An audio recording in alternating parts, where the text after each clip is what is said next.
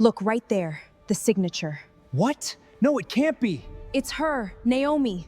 She stole it all. This changes everything. The sharp crack of the gavel echoed like gunshots through the stifling air of courtroom 302. Sweat darkened the collar of Maya Ellison's thrift store blouse as a chorus of muffled laughter rippled across the aisle. The billionaire chief executive and his team of six-figure lawyers shared an inside joke, their eyes locked on her like wolves circling a wounded fawn. They thought this was a game. They believed a fired and disgraced bioengineer from the south side of Chicago did not stand a chance against their endless corporate wealth. But as the judge pounded her gavel demanding order, Maya tightened her grip around the battered leather briefcase. Inside sat a single flash drive that was about to obliterate their empire. The air in the Cook County Circuit Court was stale and heavy with the scent of floor wax, aged oak, and the palpable arrogance radiating from the defense table. Maya Ellison sat entirely alone at the plaintiff's desk. There was no co-counsel whispering in her ear, no paralegal passing her sticky notes, and no high-powered partner to object to the theatrical jabs coming from the opposition. She was proceeding pro se, representing herself. Every law firm in the city had taken one look at the defendant's name on her intake form and politely shown her the door.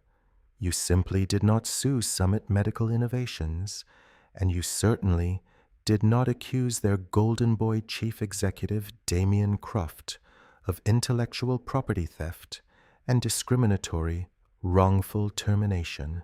Across the aisle, Damien Croft sat in a bespoke navy suit that cost more than Maya's car. He was leaning back in his chair, whispering something behind his hand to his lead counsel, Cameron Price. Cameron, a man whose smile resembled a razor blade, chuckled aloud. The sound carried across the quiet courtroom, a deliberate psychological tactic. They wanted her to feel small. They wanted her to feel exactly how they had made her feel for years in the company's laboratories, invisible, incompetent, and easily discarded. Maya kept her spine perfectly straight. She stared ahead at the mahogany bench, waiting for the Honorable Eleanor Shaw to call the session to order. Maya was a 32-year-old black woman who held a doctorate in biomedical engineering. For years, she had poured her soul, her weekends, and her sanity into developing a revolutionary, non-invasive arterial clamp, a device designed to stop catastrophic hemorrhaging during trauma surgery without damaging surrounding tissue. It was brilliant. It was going to save thousands of lives, and it was entirely her design. But when the patent was filed, Maya's name was nowhere to be found. Instead, the Summit arterial lock was credited solely to Damien Croft, a man who had not stepped foot in a laboratory in a decade. When Maya confronted human resources, she was not met with an investigation. She was met with security guards, a cardboard box for her desk belongings, and a termination letter citing insubordination and erratic behavior. "All rise," the bailiff bellowed, snapping Maya out of her memories. Judge Eleanor Shaw swept into the room, her robes billowing. She was known as a no-nonsense jurist, a stickler for procedure who notoriously lacked patience for pro se litigants, clogging up her docket with frivolous grievances. She sat down, adjusted her glasses, and peered over the rim at Maya. "We are here on the matter of Ellison versus Summit Medical Innovations," Judge Shaw announced, her voice a dry rasp that commanded instant silence. "Ms. Ellison, I will remind you one final time before we proceed. You are acting as your own counsel. The court will not grant you special leniency regarding the rules of evidence or civil procedure. If you fail to meet the burden of proof, I will dismiss this case with prejudice, and you may be liable for the defendant's legal fees. Do you understand? I understand, Your Honor, Maya said, her voice steady, though her hands trembled slightly as she rested them on her legal pad. Very well, Mr. Price. The defense may proceed with its opening statement. Cameron Price stood, buttoning his suit jacket with a theatrical flourish. He strolled toward the jury box, making eye contact with the 12 men and women who would decide Maya's fate. He did not look like a man defending a client against serious allegations of corporate theft. He looked like a weary teacher about to explain a simple concept to a slow child. Ladies and gentlemen of the jury, Cameron began, his voice dripping with false sympathy, this is a sad case. It truly is. What you are going to see is not a tale of corporate espionage or stolen genius. You are going to see the tragic unraveling of a young woman who simply could not handle the pressure of the big leagues. Maya felt the hot flush of anger rise in her chest, but she kept her face impassive. Maya Ellison was hired by Summit Medical as a junior engineer, Cameron continued, pacing slowly. She was given a massive opportunity, but the world of cutting-edge biomedical research is not for the faint of heart. It requires teamwork. It requires taking direction. It requires stability. Ms. Ellison, unfortunately, lacked all three. She became convinced, delusionally so, that she was the sole mastermind behind Summit's latest breakthrough, the arterial lock, a device conceived, designed, and perfected by Summit Chief Executive Damian Croft and his dedicated team. Cameron stopped right in front of the jury, lowering his voice to a conspiratorial whisper. When she was reprimanded for her poor performance, she did not take it as an opportunity to grow. She lashed out. She became aggressive, hostile to her colleagues, and ultimately she had to be let go for the safety and cohesion of the workplace. Now she comes before you, demanding millions of dollars, claiming her ideas were stolen. But as you will see, there is no proof. There are only the desperate accusations of a disgruntled former employee looking for a payout. Cameron returned to his seat, sharing a victorious smirk with Croft. The chief executive did not even look at Maya. He was busy checking his expensive watch, acting as though this trial was merely a tedious delay before a golf game. Maya took a deep breath. She knew this was coming. The character assassination was step one of the corporate playbook. They could not attack the science, so they were attacking her sanity. When it was time for the defense to present its first witness, Cameron wasted no time driving the knife deeper. He called Lydia Grant, the former head of human resources at Summit Medical.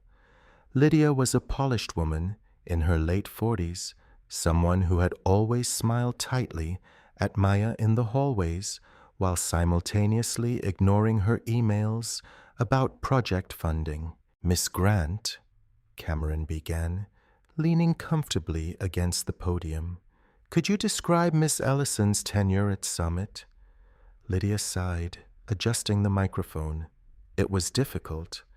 Maya is clearly very smart, but she lacked the collaborative spirit we require. Maya always wanted to be the lone wolf. Did this behavior escalate over time? Cameron asked. Yes. Around the time the arterial lock project was in its final phases, Maya became incredibly possessive of the lab space. She was working erratic hours, sometimes sleeping under her desk. When her supervisor suggested she take some time off, she became incredibly defensive.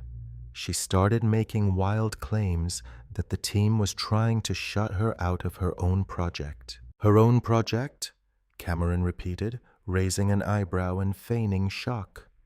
But the project was spearheaded by Mr. Croft, was it not? Exactly.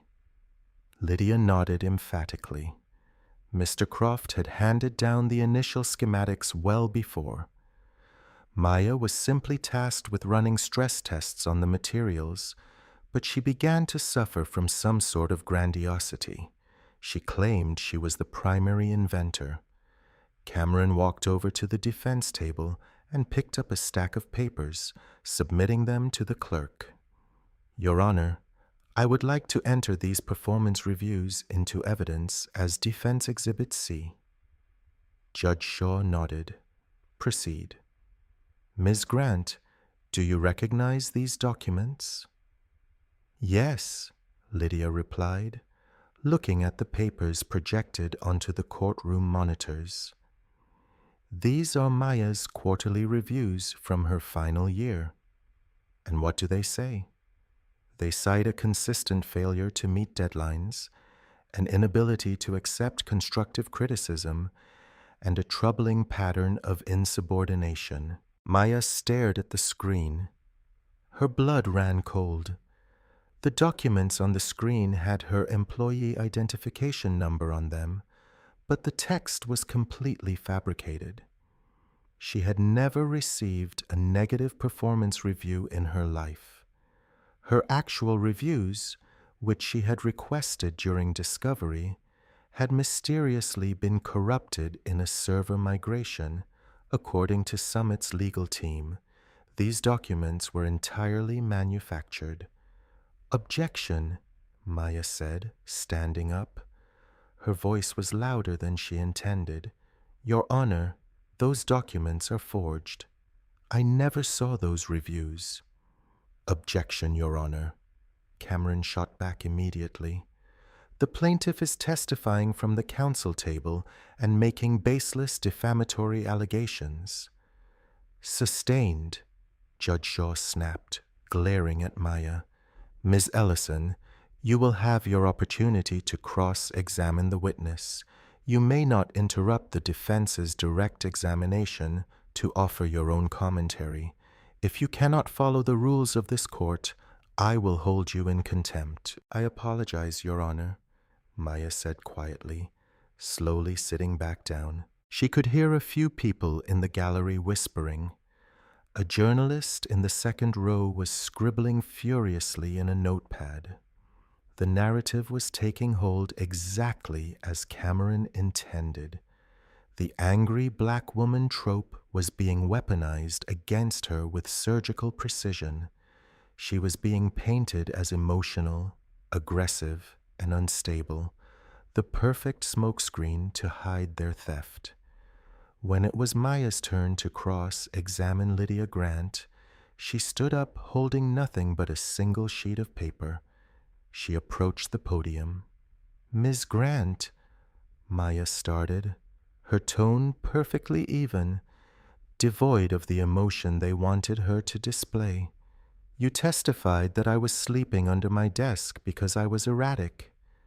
Is it not true that during the final push for a deadline imposed by Mr. Croft, the entire engineering department was put on a mandatory 80-hour work week? Lydia shifted slightly in her seat.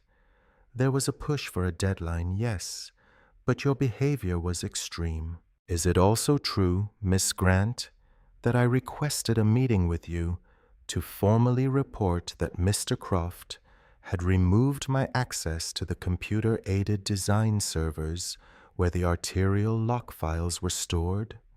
Cameron stood up lazily. Objection. Relevance. Overruled, Judge Shaw said. You may answer the question, witness. Lydia cleared her throat. I recall you storming into my office demanding access. Yes, but you were removed from the project due to the performance issues we just discussed. I see, Maya said. Ms. Grant, who signed the performance reviews that are currently displayed on that screen. Lydia looked at the monitor. Your direct supervisor at the time, Tyler Voss. Maya nodded slowly. Tyler Voss? The same Tyler Voss who was promoted to Vice President of Research and Development shortly after I was terminated? Objection, Cameron barked, genuinely irritated this time. Counsel is leading the witness into irrelevant conspiracy theories. Sustained, Judge Shaw said. Ms. Ellison, move on. No further questions for this witness, Maya said, turning her back on Lydia Grant. She did not need to push harder. Lydia was just a pawn. The real target was sitting at the defense table, looking utterly bored. As the proceedings continued, the mood in the courthouse hallways was thick with talk of impending defeat for the plaintiff, at least according to the murmurs among the legal bloggers who had shown up out of curiosity. They were already drafting articles about the Pro-C disaster unfolding in room 302. Summit stock had not even dipped, but Maya had not come to play defense. She had let Cameron paint his picture. She had let them build their house of cards on the foundation of her supposed incompetence. Now it was time to pull out the bottom card. The plaintiff calls Damien Croft to the stand, Maya announced. A ripple of surprise went through the gallery. It was highly unusual for a plaintiff to call the defendant's chief executive during their own case in chief, especially a pro-C plaintiff. Cameron leaned over and whispered fiercely to Croft, but the chief executive just waved him off with a smirk. Damien Croft stood, buttoned his tailored jacket, and strode to the witness stand with the confidence of a king ascending his throne. He swore the oath with a bored sigh and sat down, resting his hands casually on the railing. Maya approached the podium. She did not bring any notes. She just looked at the man who had stolen years of her life and tried to erase her existence. "Good morning, Mr. Croft," Maya said. "Good morning, Maya," Croft replied, deliberately using her first name to establish dominance. His tone was paternalistic, pitying. "Mr. Croft, you are the chief executive of Summit Medical Innovations and the sole named inventor on United States patent number 9,884,322, the Summit Arterial Lock. Correct? That is correct. Can you tell the court when you first conceived of the design for the arterial lock?" Maya asked. Croft smiled, turning his charm toward the jury. "Innovation is a funny thing, ladies and gentlemen. It does not happen in a sterile lab. It happens when the mind is relaxed. I was at my cabin in Aspen one weekend. I was sketching on a legal pad by the fire, thinking about the issues surgeons face with clamping trauma wounds. The geometry of the interlocking teeth just came to me. I drew it up that weekend. And when did you bring these sketches to the engineering team?" "Early the following month. I handed them over to the department to begin building the digital models and running the physics simulations." "And what was my role in this process, Mr. Croft?" Croft let out a soft, patronizing chuckle. "You were a junior tester, Maya. You were tasked with running stress tests on the virtual models. You did not design the device. You did not conceptualize the mechanics. You were simply running computer programs based on my blueprints." Maya took a slow step to her left, maintaining eye contact with the billionaire. "Mr. Croft, under oath, are you stating unequivocally that you created the geometric design of the arterial lock entirely on your own, and that you had never seen any of my personal research files prior to that date? Cameron stood up. Objection, Your Honor. Asked and answered. Mr. Croft has already established the timeline. I am simply clarifying for the record, Your Honor, Maya said smoothly. Given the severity of the intellectual property theft allegations, the exact timeline of Mr. Croft's independent conception is the crux of the case. Overruled. Judge Shaw said, looking at Croft. You may answer, Mr. Croft. Croft leaned forward, his friendly facade slipping just a fraction to reveal the cold corporate shark beneath. I have never looked at your personal research files, Ms. Ellison.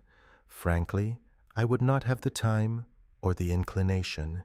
The design is mine, conceived by me, drawn by me, patented by me. Thank you, Maya said. She walked back to her desk and picked up a heavy sealed manila envelope. Your Honor, I would like to submit Plaintiff's Exhibit 1. Copies have been provided to the defense. Cameron frowned, scrambling through the stack of papers on his desk. Your Honor, we have no record of Plaintiff's Exhibit 1 in the discovery file. Maya smiled, a genuine, terrifying smile. That is because, Mr. Price, Exhibit 1 is not a Summit internal document. It is a certified record from the United States Copyright Office, alongside a time-stamped digital ledger from an independent blockchain registry, both of which I hold the rights to, completely independent of my employment at Summit. Croft's posture stiffened. The bored arrogance vanished from his eyes, replaced by a sudden, sharp wariness. Approach the bench, Judge Shaw ordered, her curiosity clearly piqued. Maya and Cameron walked to the judge's stand. Maya handed the judge the envelope. What exactly is this, Miss Ellison? Judge Shaw asked, examining the unbroken seal. Your Honor, Maya whispered, keeping her voice low so the jury could not hear, but ensuring Cameron caught every word, because Summit required all engineers to work on local, closed network servers for security. I knew that if they ever locked me out, I would lose all proof of my work. So, well before Mr. Croft's weekend in Aspen, I legally registered the foundational mathematical algorithms and the base computer-aided design wireframes of the arterial lock under a personal copyright. I also embedded a specific undetectable digital signature deep within the code of the three-dimensional model. Cameron's face drained of color. Your Honor, this is ambush by trial. This was not in discovery. It was not in discovery, Mr. Price, because you did not ask for my personal, nor Summit intellectual property records, Maya fired back seamlessly. You only subpoenaed documents related to my work on Summit servers. I am offering this now to directly impeach Mr. Croft's sworn testimony that he created the design independently. Judge Shaw looked from the panicked face of the high-priced lawyer to the calm, resolute face of the black woman he had spent the trial mocking. The judge slowly reached for a letter opener and sliced the envelope open. I will allow it, Judge Shaw said, a dangerous edge to her voice. Step back, Miss Ellison. Proceed with your exhibit. Maya walked back to the podium. The courtroom was dead silent. The trap was set. The bait was taken, and the jaws were about to snap shut with a force that would shatter Summit Medical Innovations to its very foundations. Mr. Croft, Maya said, her voice ringing out clear and powerful through the silent room. Let's talk about the exact shape of the interlocking teeth on your invention. The courtroom projector hummed to life, casting a harsh, glaring light onto the massive screen positioned opposite the jury box.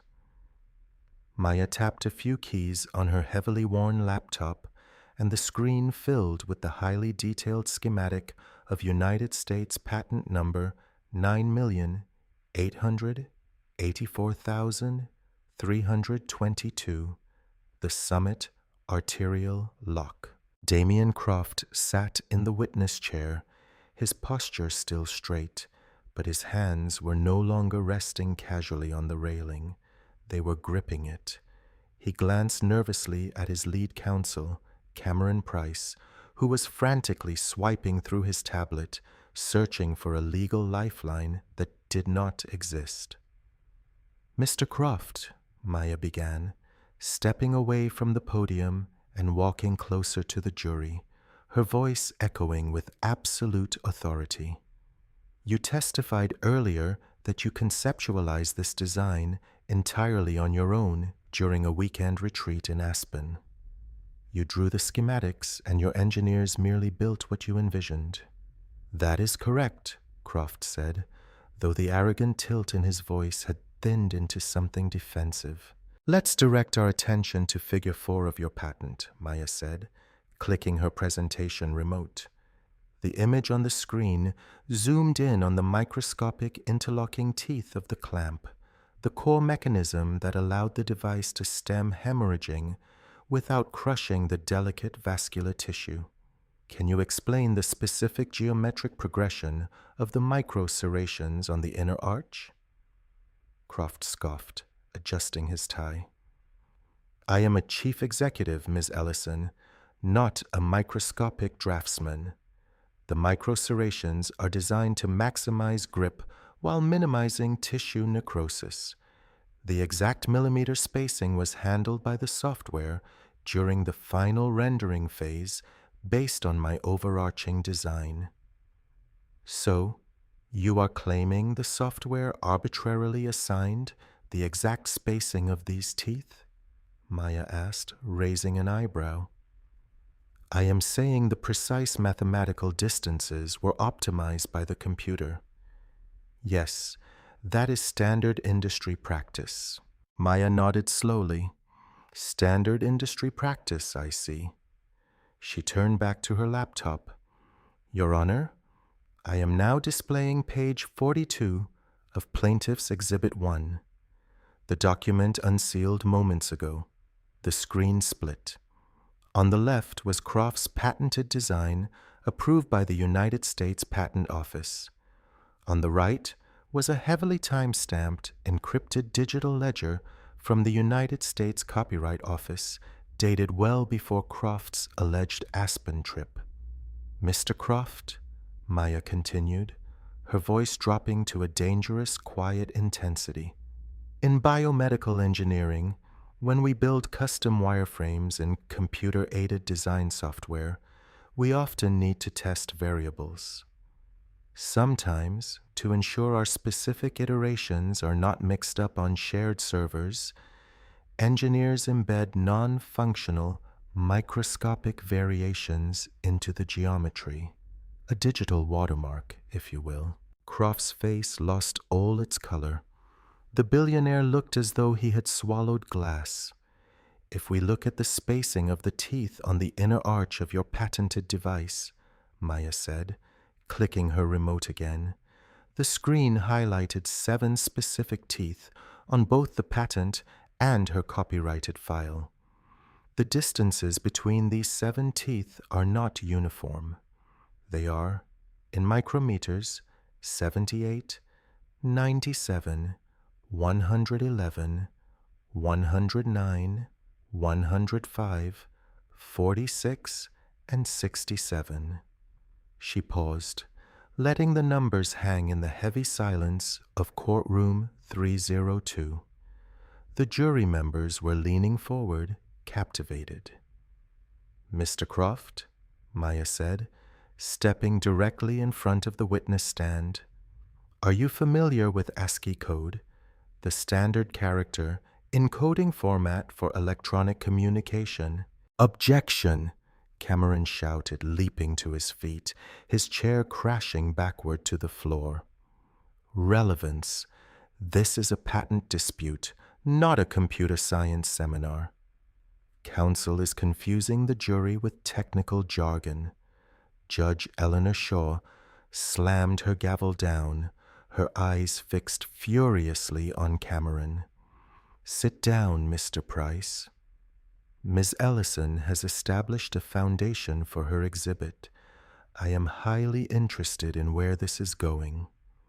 Overruled. Answer the question, Mr. Croft. Croft swallowed hard. I know what ASCII code is. Then you might recognize, Maya said, her voice ringing like a bell, that if you translate those specific micrometer measurements, 78, 97, 111, 109, 105, 46, and 67 into ASCII text, it spells out a very specific word. Maya clicked her remote one last time. The numbers on the screen dissolved, replaced by the corresponding letters. N, A, O, M, I. A collective gasp echoed through the gallery. The journalist in the second row dropped his pen. Two jurors covered their mouths in shock. Your patent, Mr. Croft, Maya stated, her voice trembling, not from fear, but from the raw, unadulterated release of years of repressed agony, has my name literally engraved into its microscopic architecture. Because when your team locked me out of the server and stole my files, they were too lazy and too incompetent to rebuild the wireframe from scratch. They simply copied my foundational computer-aided design file, smoothed the macro edges, and slapped your name on the title page. They stole my file, Mr. Croft, and they did not even notice my signature. Objection! Cameron bellowed, his face purple. This is circumstantial. Anyone could have manipulated those files. The blockchain ledger is immutable, Mr. Price, Maya fired back, finally allowing her anger to show. The cryptography is validated by the federal government. My signature was in that design well before your client claims he had a spontaneous epiphany in Aspen.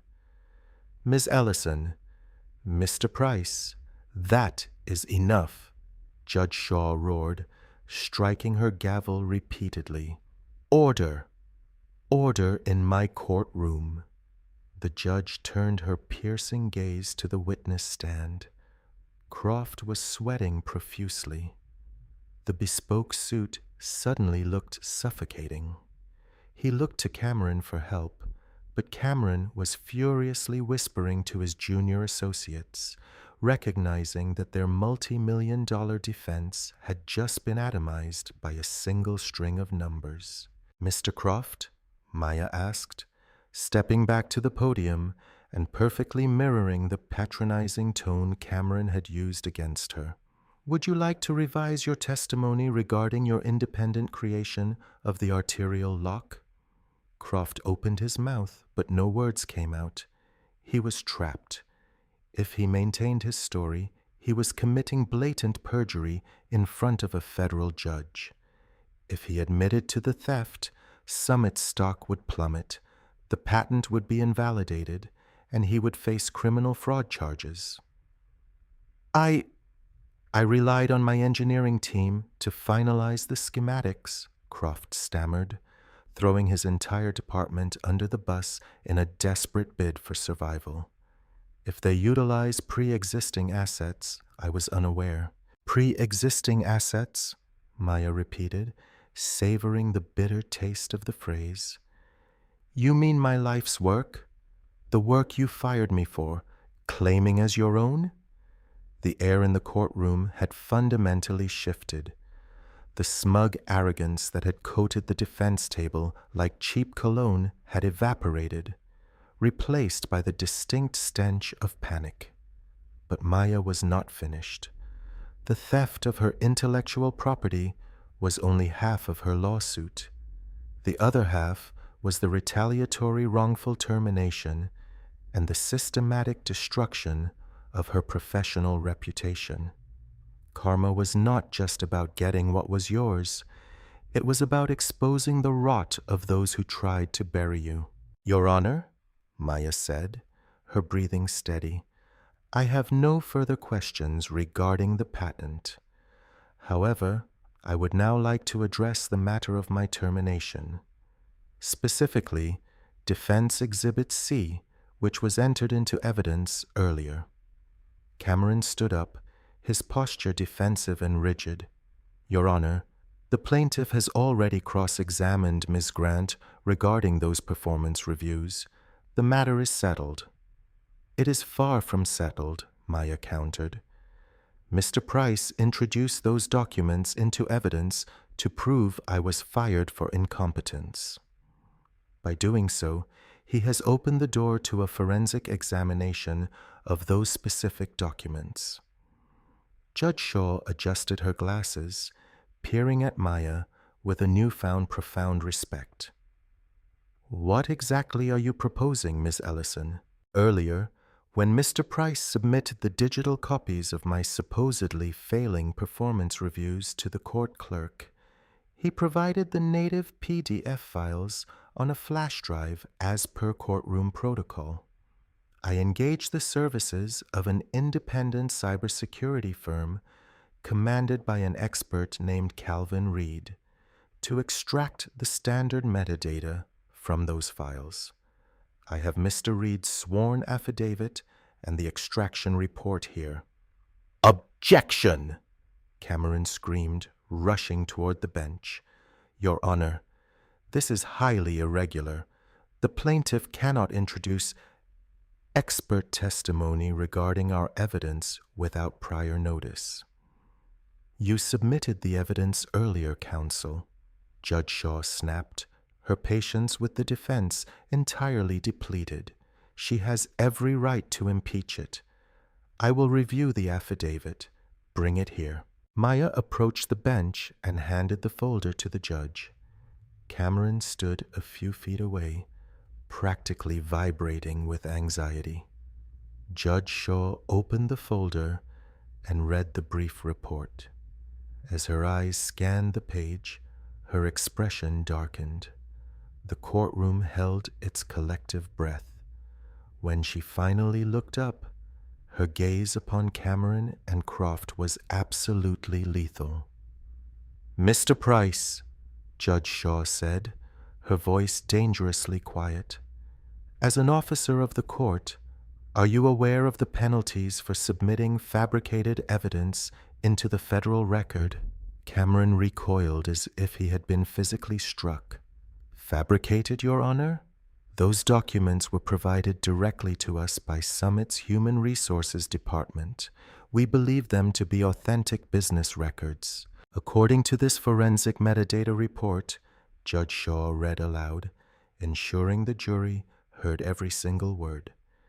These PDF performance reviews detailing Ms. Ellison's erratic behavior were not created at the time they claim. The metadata shows these documents were authored just days ago. A shockwave ripped through the courtroom. Furthermore, Judge Shaw continued, her voice rising in volume and fury, the author tag embedded in the creation data of the PDF does not belong to Tyler Voss, her supervisor. The documents were authored on a computer registered to the user profile D. Croft Admin. Maya turned to look at Croft. The billionaire was perfectly still, his eyes wide with the realization that his empire was currently burning to the ground around him. He had not just stolen her work. In his arrogance, he had personally overseen the creation of the forged documents to ruin her, never considering that digital footprints are permanent. Mr. Croft, Maya said, walking toward him, the weight of every slight, every microaggression, every stolen night of sleep fueling her words. You did not just fire me. You tried to erase me. You thought because I did not have a team of expensive lawyers, because I did not wear suits that cost more than my rent, that I would not fight back. You thought you could forge documents on your private terminal and hand them to your lawyers, assuming I was too stupid to check the metadata. Objection, Cameron whispered, leaning heavily against his table.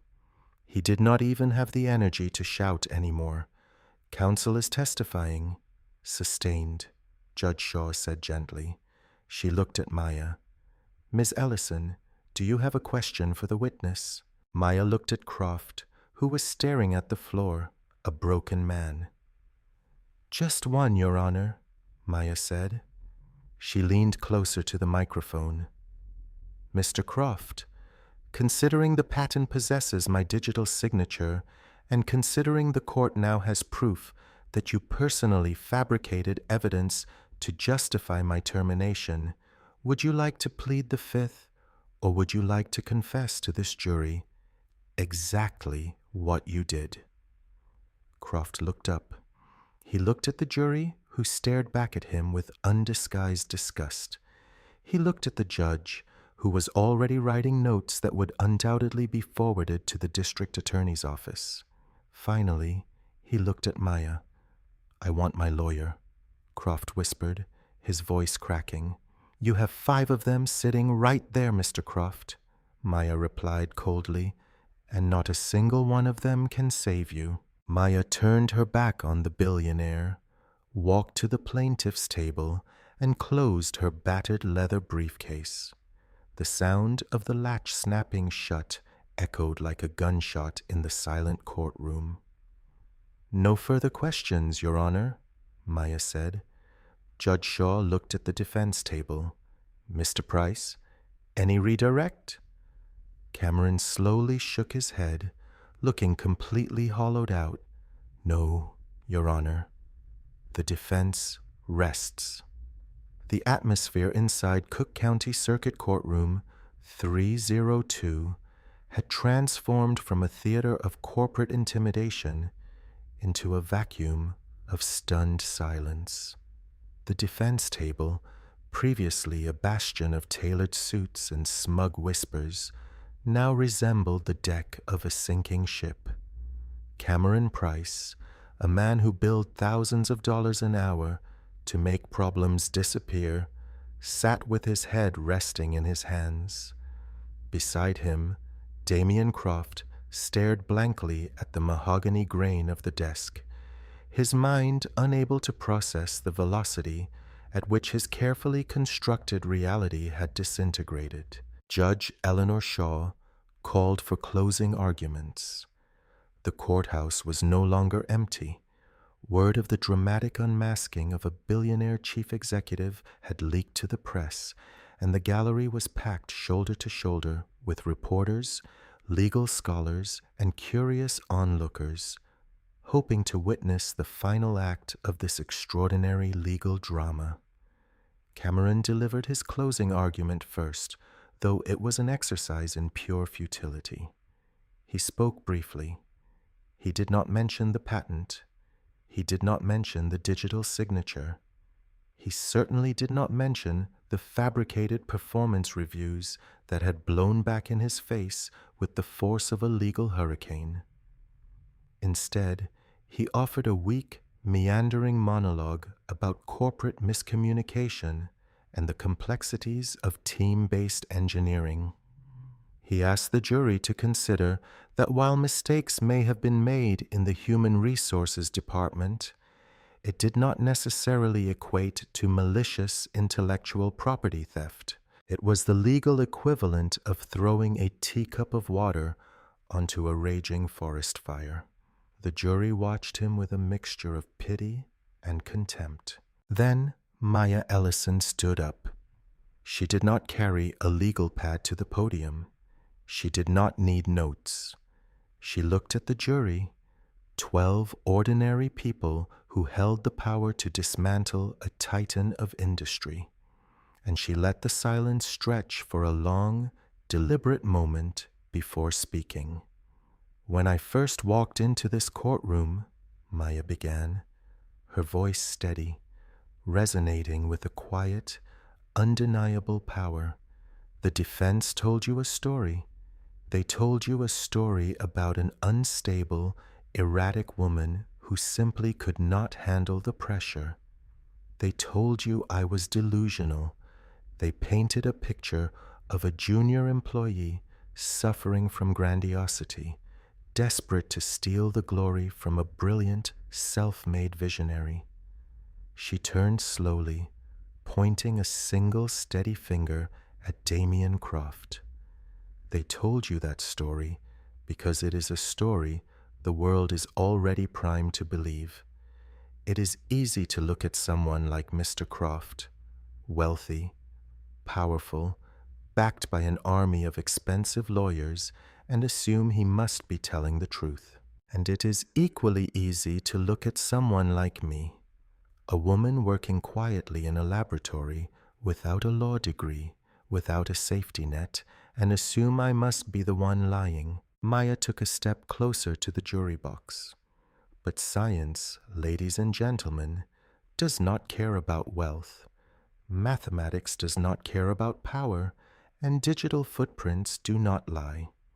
You saw the evidence.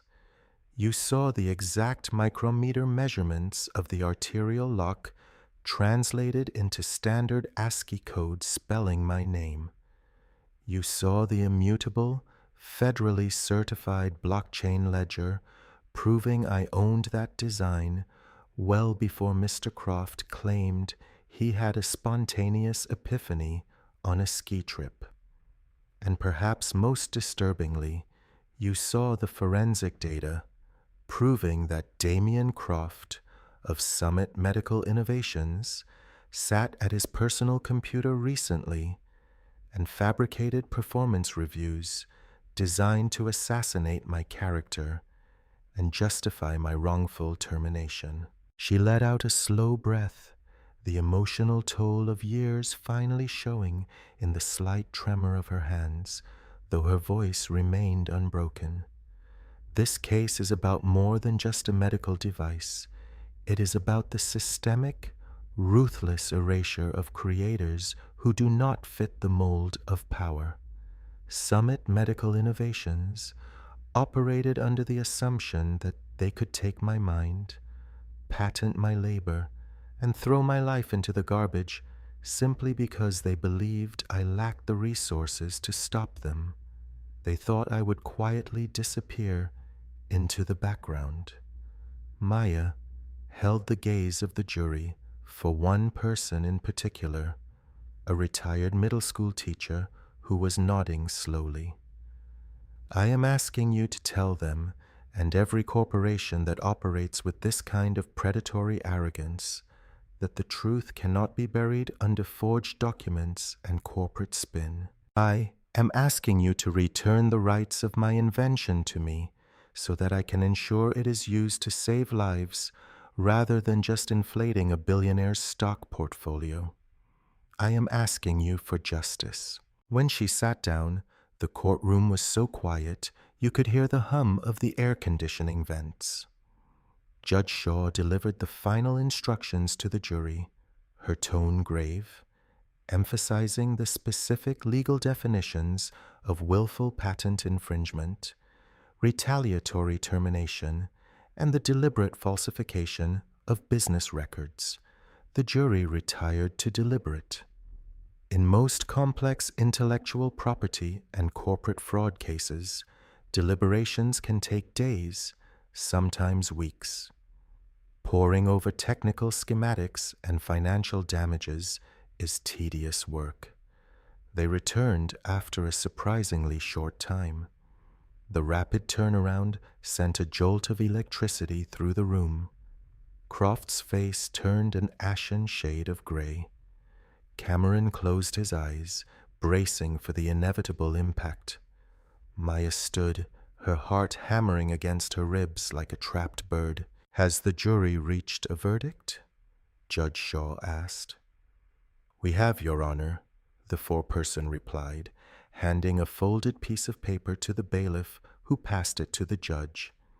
Judge Shaw unfolded the paper, read it in silence, and for the first time in the entire trial, the faintest ghost of a smile touched the corners of her mouth. She handed it back to the clerk to read aloud. "In the matter of Maya Ellison versus Summit Medical Innovations and Damian Croft," the clerk read, his voice projecting across the silent room, "on the charge of willful patent infringement and intellectual property theft, we find for the plaintiff, Maya Ellison." A collective gasp swept through the gallery. "On the charge of retaliatory wrongful termination, we find for the plaintiff, on the charge of defamation and the falsification of corporate records, we find for the plaintiff." Maya closed her eyes. A single tear slipped down her cheek. The weight of 1,000 sleepless nights finally lifted from her shoulders. Regarding compensatory damages for lost wages, emotional distress, and the stolen royalties of the arterial lock, the clerk read, "We award the plaintiff $45 million. Cameron let out a shaky breath, but the clerk was not finished. Regarding punitive damages designed to punish the defendants for gross negligence, willful fraud, and malicious conduct, we award the plaintiff $150 million. Furthermore, we mandate the immediate transfer of United States Patent Number 9,884,322 entirely to Maya Ellison. Total $195 million and complete ownership of a medical breakthrough." The courtroom erupted. Reporters bolted for the heavy wooden doors to file their stories. Maya collapsed back into her chair, covering her face with her hands, overwhelmed by the sheer magnitude of the victory. It was not just a win. It was an absolute, unequivocal annihilation of the people who had tried to destroy her. Judge Shaw banged her gavel, cutting through the chaos. "Order! The jury is dismissed with the absolute thanks of this court." As the jury filed out, Judge Shaw turned her severe gaze to the defense table. "Mr. Croft, you are to surrender your passport to the court clerk immediately. I am officially referring the transcripts and exhibits of this trial, specifically regarding the fabricated metadata on Defense Exhibit C and your sworn testimony regarding the patent's origins to the United States Attorney's Office for the Northern District of Illinois. I suspect you will be hearing from federal prosecutors regarding perjury and evidence tampering very shortly. We are adjourned." Damian Croft did not move. He sat frozen in his chair, a billionaire who had just been reduced to a criminal suspect on national television. Maya packed her battered leather briefcase one last time, snapped it shut, and walked out of the courtroom without ever looking back at him. The fallout from Ellison versus Summit did not end in courtroom 302. It triggered a seismic shockwave that ripped through the biomedical industry, transforming a localized legal dispute into a textbook case of catastrophic corporate karma.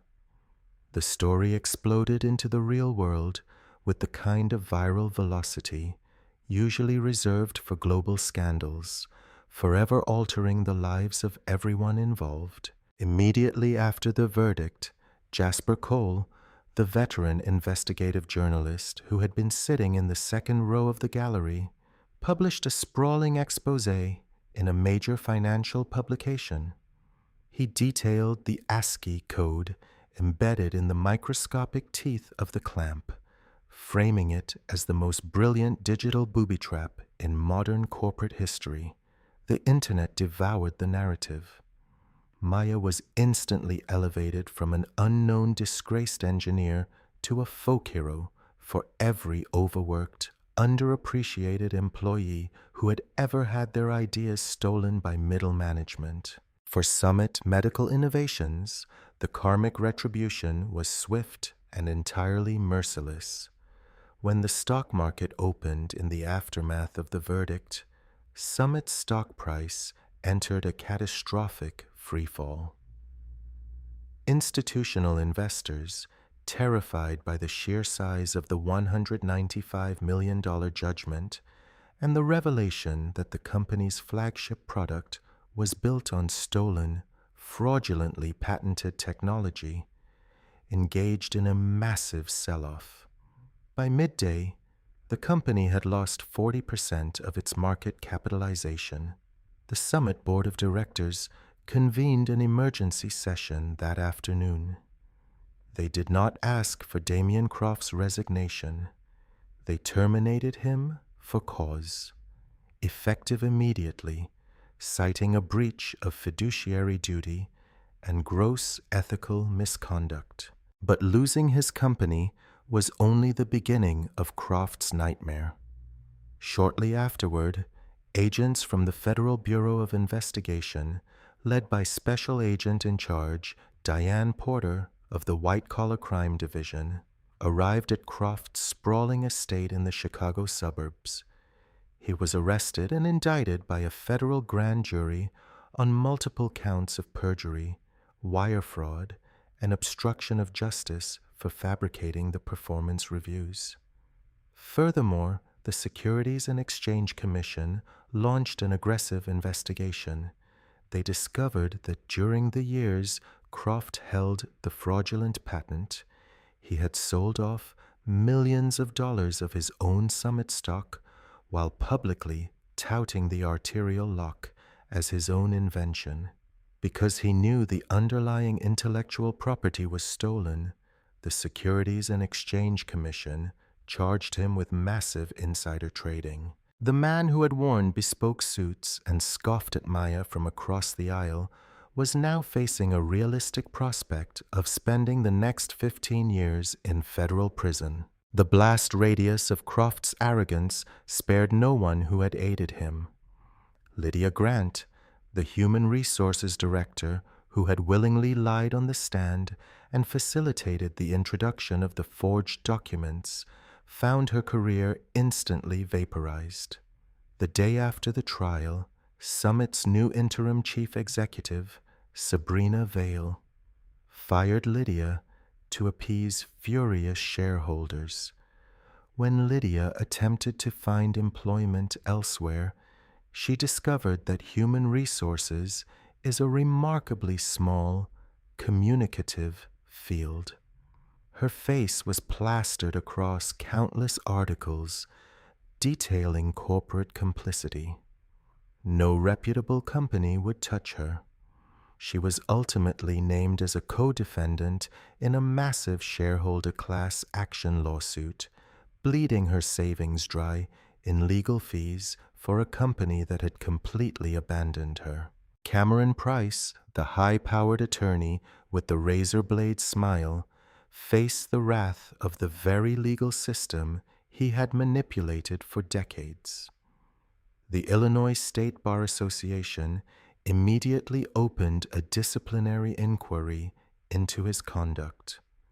While Cameron claimed he was unaware the performance reviews were forged by his client, his failure to conduct basic due diligence, especially when a pro se plaintiff had managed to uncover the fraud overnight, was deemed a severe violation of professional ethics. His law firm, terrified of the public relations nightmare and the impending malpractice suits, voted to strip Cameron of his equity partnership. He was quietly forced out of the firm. He spent the remainder of his career operating a low-level practice in the suburbs. His reputation was permanently shattered by the woman he had tried to humiliate. As the Summit empire crumbled into ash, Maya Ellison was busy building something entirely new from its ruins. She did not take the $195 million award and disappear to a private island, though she certainly could have. Instead, she waited for the United States Patent and Trademark Office to officially execute Judge Shaw's order transferring United States patent number 9,884,322 solely into her name. The moment she held the legal rights to the arterial lock, Maya did something that completely baffled Wall Street but solidified her legacy. Summit had planned to sell the device exclusively to premium private hospitals at an astronomical markup, prioritizing profit over access. Maya refused. She founded her own biomedical engineering firm, Ellison Dynamics, and initiated a dual licensing structure. She partnered with a reputable global manufacturer to provide the device for standard hospitals at a fair, sustainable profit margin. However, she also granted a permanent royalty-free license to an international non-profit health organization, ensuring that the life-saving clamp could be manufactured at cost and distributed to trauma units in developing nations and active conflict zones. Before long, the Ellison clamp, as the medical community quickly renamed it, was standard issue in emergency rooms worldwide. It functioned flawlessly, saving countless patients who would have otherwise succumbed to catastrophic hemorrhaging. Maya also used a significant portion of her settlement money to establish a legal defense fund, specifically designed to provide free, high-tier legal representation for marginalized creators, women in science, technology, engineering, and mathematics, and minority engineers who found themselves battling corporate intellectual property theft. She ensured that the next time a brilliant scientist was backed into a corner by a predatory chief executive, they would not have to face a room full of expensive lawyers alone. They would not have to rely on a hidden digital signature and sheer willpower. They would have an army. Later, Maya stood in the pristine, sunlit laboratory of her own facility, watching a new team of brilliant young engineers testing a prototype for a non-invasive cardiac monitor. There were no closed networks here, no arbitrary deadlines designed to break the human spirit, and absolutely no culture of toxic top-down theft. The environment was collaborative, transparent, and intensely creative. She walked over to a workstation where a junior engineer was struggling with a complex digital wireframe. Maya leaned over, tapping a few keys to adjust the rendering angle. "Do not forget to back up your personal iteration," Maya said, offering the young woman a warm, knowing smile. "Always leave your mark. You never know when you might need to prove exactly who you are." True justice rarely arrives wrapped in a neat bow. It is usually dragged out of the darkness by those brave enough to expose the fraudulent systems built to suppress them. Maya Ellison's courtroom triumph remains a defining modern testament to the sheer power of meticulous preparation and unbreakable resolve. She dismantled the corporate titan, not by screaming the loudest, but by allowing his own staggering arrogance to blind him to the truth hidden in plain sight. This staggering reversal of fortune serves as a permanent, chilling warning to predatory institutions everywhere. Genius cannot be silenced. Digital ink does not fade. And those who attempt to bury the brilliant will inevitably find themselves standing in their own perfectly dug graves.